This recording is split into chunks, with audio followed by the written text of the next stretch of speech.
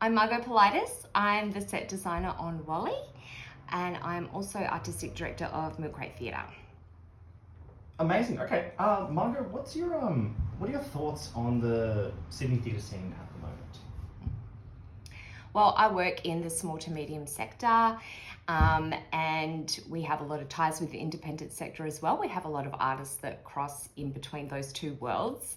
And I think both of those worlds are really important too, because it's really where we take risks, where we have the ability and the openness to take risks.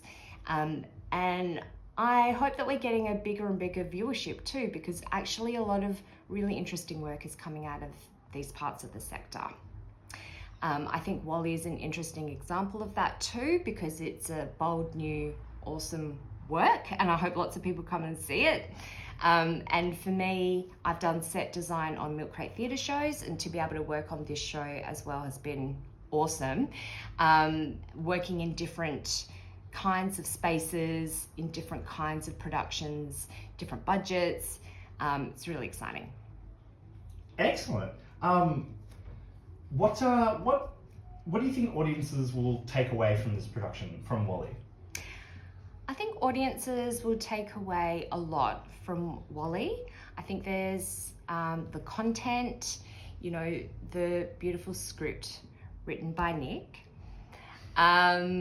And I think also, there will be an ambience, I hope. I hope that the set design can accentuate that ambience of the script, of the characters, of the underlying truth in the narrative as well.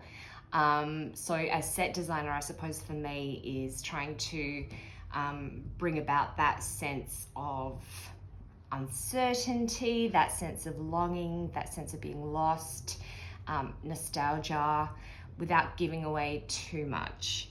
So with any set design, I really hope that people come into a space and just immediately feel something, feel transported, and most importantly, connected. I think the set is an excellent way to help people feel connected even before a play or a show begins. So that's what I hope people take away. That's awesome. I'm going to throw in one more just Yeah. Great. Is there anything particularly when you're looking and you're designing for a set for a work that is based within like a rural setting or a regional setting in Australia? Is there anything that you approach first or that you like to think about when you're bringing this kind of design together, so we can when people walk in the space, they're exactly where you want them? Well, I'm not from a rural or regional area, so I am just kind of going from, a lot of Australian film that takes place in those places. I'm influenced a lot by that. Australian noir, there is always a kind of feeling that everything is just a little bit old, or that it's been used for a little while.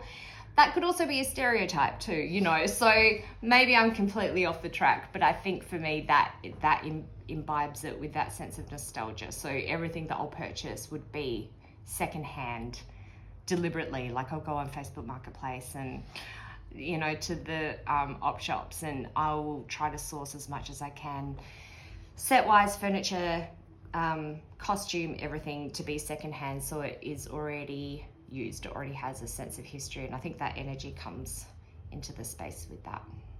Amazing. Yeah, okay, amazing. Thank you so much, Margot. Great, you're welcome. And cut.